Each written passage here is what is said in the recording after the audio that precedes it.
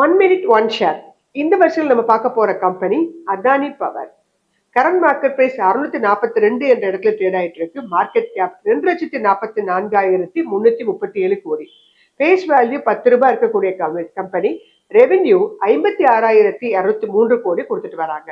Profit after tax 12,749 கோடியாக இருக்குது.